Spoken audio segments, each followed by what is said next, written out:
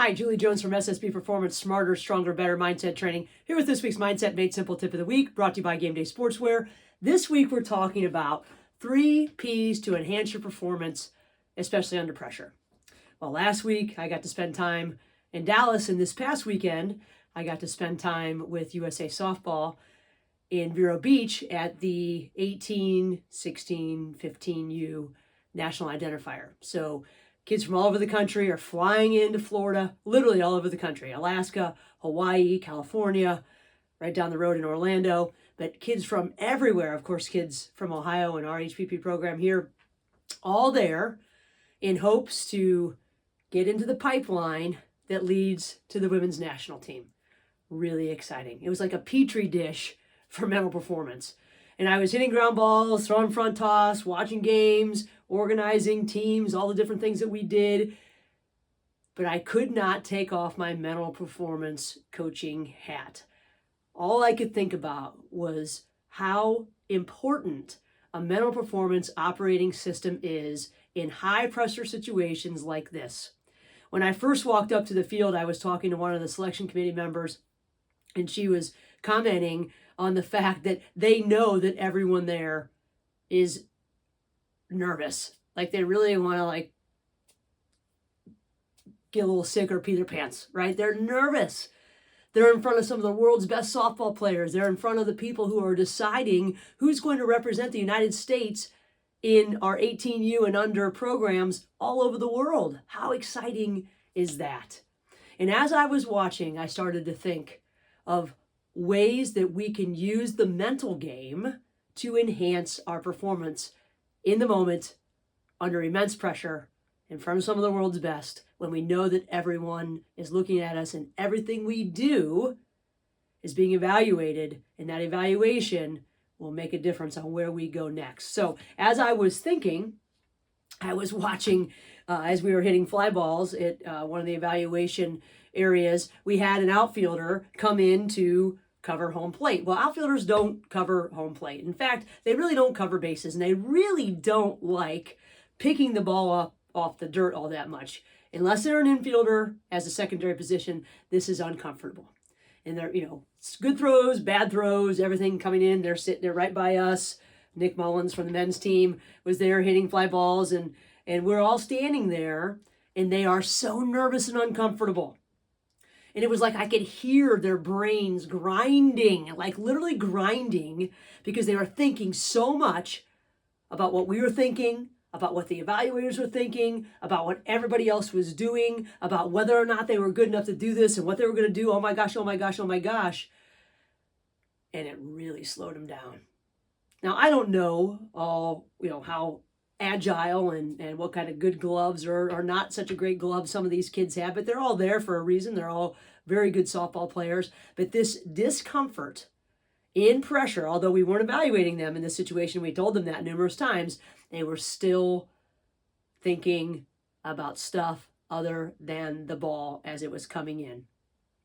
Fast forward now to games where they're being evaluated. They've got 5 camera angles set up. They've got evaluators behind the plate. Everyone's there taking notes, and we're all sending, taking little notes and sharing with people who can make the cut and who can't. And the ball comes back to pitchers. And I saw this a couple times. I saw it come back to corners, first and third baseman. And the ball comes back, nice easy grounder, runner on first. Pitcher's probably thinking about that. She picks it up, turns around, and sails it out to the center fielder, right over second base and the shortstop's head. Then the ball gets hit to the first baseman. Nice, easy play. Runner on third, her bases loaded. And instead of going home and making the play, she goes and reverts to the easy play right back at first base. And I'm just thinking, oh my gosh, those are situations where they're just not thinking, because their brain is on overdrive and they've got so much going on in there that they don't even know where they're going before the ball gets to them. Now, we know, and every coach in the country that coaches baseball or softball or bat, I don't care what sport it is, we call it out, right? In softball and especially. We had a system when we were at Akron.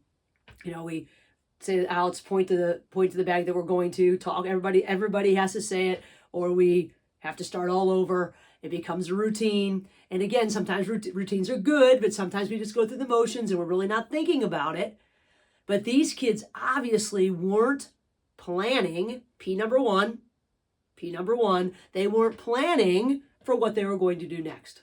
I had a great conversation with softball great Kat Osterman about this. She's one of the best pitchers that our game has ever seen. And she said that she always appreciated it when her middle infielders would say, hey, turn two. Hey, we're going to turn a double play right here. Even though we've got bases loaded, we're turning a double play to get out of this.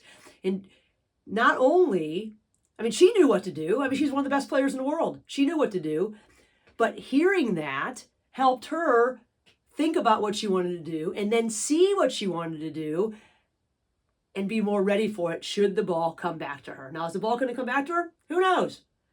But if it does, we know what we're going to do. We're going to pick it up and we're going to turn. And the reason that we're going to be better at it is because we planned on it and we pictured it. It makes a big difference. What we talk about, what we're focused on, what we see in our head, we know this makes a big difference. The planning process taps into the prefrontal cortex where we think, not where we're like all up in our head, right? But that's the brain's executive function center. And when we have a clear course of action, we reduce cognitive overload and we enhance our decision-making opportunities under stress. And that's the key. Under stress, it's easy to know where to go when we're just in practice. It's a whole nother story when you got the world looking at you or you feel like you have the whole world looking at you and this nice, easy ground ball comes back. You can get yourself out of an inning and boom, right over. And now the outfield's playing on an infield ground ball. That's not what we want to happen. In the highest of pressure situations, a plan like this is huge. This quick mental, it's like a quick hit, right? A mental rehearsal. It makes a big difference. It preps our body, right? It helps us understand the motion or the movement. It programs our muscles. We talk about this almost every week, but I can't say it enough that talking out loud or talking in our heads and then watching ourselves do something, it takes seconds. It's literally a quick hit. The ball, we've got time in between in this game. And you think, well, how are we going to do this? How are we going to have this plan when we're running up and down a basketball court? The game stops at some point, and we can use that to our advantage. In the book that I use at Akron in my psychology of coaching class, it's called The Foundations of Sport and Exercise Psychology. The authors say this: imagery, I call mental rehearsal, right, enhances outcomes through changes in neural pathways in synapses responsible for actual performance, causing them to activate during the actual execution of the motor skill. I'm beating a dead horse, but it enhances our motor and cognitive performance. And who doesn't want that? Had all the pitchers and had all the corners talked about what they were going to do, pictured what they were going to do, they have a much better chance. It's not a magic bullet, we know this, but it sure does help to have a plan, and you know that. Sometimes our plans don't go the way we want them to. But if we're not surprised by what's coming back at us, we can handle it a lot better. I was thinking about the conversation I had with Kat. We were driving to the airport, and she was talking about her shortstop, and her middle's talking about who was going to, what the plan was for the next pitch should the ball come to her. Not only were they helping her, but they were also helping themselves. They're talking about what they're going to do next. And as they're doing that, they're picturing themselves come across, receive, double play. Everyone is better when we're having this communication. Talking about picturing the next step also gets us to our second P, and that's pace. I saw kids rushing around everywhere. As I was throwing front toss in the hitting evaluation, kids would just take whatever was coming to them. And I told them before they got in, and both of us, Brian Colsey, the former coach at Pacific, was saying, you get 8 swings. You don't have to take the first 8 pitches. You get 8 swings. Or when we're hitting ground balls and fly balls, taking your time. Pacing is so important. Taking a beat in between balls can make a huge difference. When we start to speed up, we start to think too fast, we start to think too much, and that thinking really doesn't stop, and we're just going. Now, there are some kids, maybe you're in a groove, especially in a cage. Boom, boom, boom, boom, boom. Okay, that's flow. That's where you want to be. Your brain is off. Your automatic systems are working. You're trusting your training. You're trusting your talent. You're trusting everything, and you're just on. Well, for heaven's sakes, don't change that. But the majority of the time, we're not in flow. We're in disrupted thinking. We're in eyes all over the place. We're in all kinds of cognitive,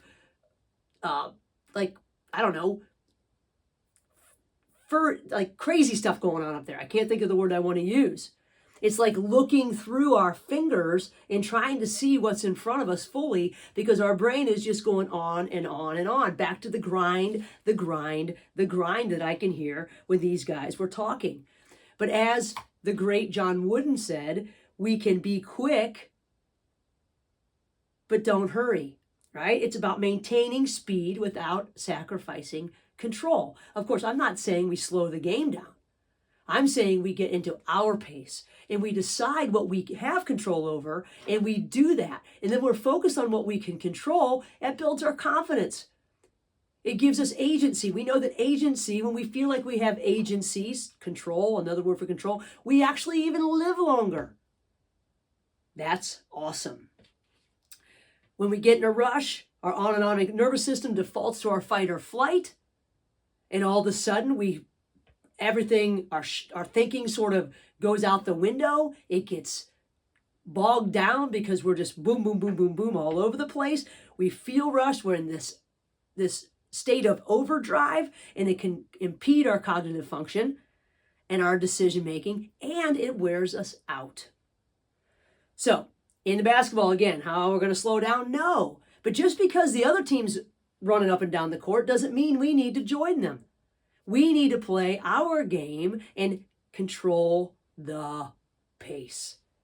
So we need to have a plan. We need to control our pace. And then last but not least, there's a time to be present. Now, clearly, planning takes us away from the present. We're thinking about what we want to happen next or what we're going to do next. But there are times when that planning is done and it's time to perform. And we know that to get into the present, that's the only place that our body can play. We can't play two balls from now. We can't play two balls in the past. We can only play this one. And the great sports psychologist Ken Ravizza says, right, get off that last pitch and into the next one. It's the most important play of the game, the one that's right in front of you. Eckhart Tolle, he is author of The Power of Now, says, realize deeply that the present moment is all you ever have. And all of you that have lost someone know that. You don't know what's going to happen 2 seconds from now. And if we don't control what's happening right now, we may not get to the next play. We may be out. Whatever it might be. Distracted people get hurt more often. You name it. We don't know what's going to happen next. He goes on to say, to make the now the primary focus in your life. Now, there are times that we need to plan. There are times that we need to go back and pull up all the good stuff and maybe learn from the stuff that we didn't love. But when we're on a field or in a boardroom or on a stage, thinking too far ahead or thinking about what other people are thinking or anything else is not going to help our performance. If the pitcher was focused only on the ball coming to her and not thinking, do I need to go here? Do I need to go there? Because following her plan, following the priming, following the present moment, she probably would have been more successful. I know that that's easier said than done, that we've got to be where our cleats are. That's where the game's played, and that's probably where the ball is. If it's coming to you, it's there. Maybe it's going to someone else, but if you're in the present, at least you can see, and then you can help them execute their plan. Former Seahawks coach Pete Carroll says this, it's about finding that quiet confidence to trust yourself and the moment that you're in. Trusting that moment. That moment is going to influence the next one. It doesn't predict, it may help predict it, it may help perpetuate things, but it doesn't decide the next moment. It influences it, and we want to make sure that we're influencing it in a way that helps us build momentum. So there's really no new tools this week, right? We're talking about having a plan, talking out loud, talking in your head, whatever it is, working through it, taking a good look at it, literally and figuratively, using that great tool that primes our brain and our body to help us do what we want to do next. We're talking about taking it and controlling what we can control, and then finally figuring out how we can get into the present. There are a million ways to do it. You have to practice it. Mindfulness is helpful. Practicing mindfulness can help all of us stay where our feet are. And that is really where the enjoyment in life comes. Research shows that people who mind wander are less happy. Or when we're in a mind wandering state, I should say, we all mind wander. When we're in a mind wandering state, when we're just all over the place, we're not as happy as when we're engaged and connected to what's going on right in front of us. And it makes sense, because if we're paying attention to what's right in front of us, we're like living in that moment and soaking it up and influencing it to the best of our ability. And when we're influencing things to the best of our ability, things have a tendency to go better for us. It's really that simple. But to use a little bit of alliteration with our 3 Ps, our plan, our pace, and our being present, one of the best ways to manage all 3 of these is through verbalization and visualization. 2 words I don't use that all that often, but it helps us remember how we can plan, pace, and get to the present. Plain and simple. Athletes who talk about what they want. People who talk about what they want. When we're talking about whether or not, or we're thinking about whether or not I can catch this, or we're talking about how bad I am at this, or we're worried about this, or we're worried about that, we are not using our talent, nor are we using our training to their fullest. And mental performance, a mental performance operating system can help us do both. When we vividly imagine what's to come, we're prepped just in case it happens. Now, it might not be the same, but it will definitely help us. As the best know, help in any way is going to make us better. A plan is helpful, being in control of our pace is helpful, and obviously being present is helpful. A combination of these can help us perform at our best. So this week, what's your plan? Who's going to control your pace? Are you going to let the environment control your pace? One last thing to think about, those that were more into their environment, more externally focused, seem to have an easier plan. They seem to follow the ball. Instead of thinking about what they were going to do, they trusted their eyes. They're externally thinking about or watching. They're watching the ball come in and they're letting their body go with it. Like literally getting into flow, turning off that grinding mind and just going with it. Externally focused, being in the present. We're not all up in our head. We're out. We're in the world around us. And obviously, when we're out of our head, we have a better opportunity to control our pace, because we say, you know what? I don't have to do this right this second. I can take a break. I can get back to this in 2 seconds because no one's going anywhere. She's still going to throw me the ball, and I'll wait for a good one. Plain and simple. So, what's your plan? Control your pace. And think about how you're going to stay present, especially during this holiday season when there's so much to soak up and so much good stuff around us. So until next week, have a great week. If you want to get your team on a plan for the 2025 season, shoot me an email, juliej@ssbperformance.com. I'd love to work with you, whether you have a team of salespeople, a team of softball players, a team of football players, or any type of group or individual. These mental performance operating system tools can change your game. Have a great week.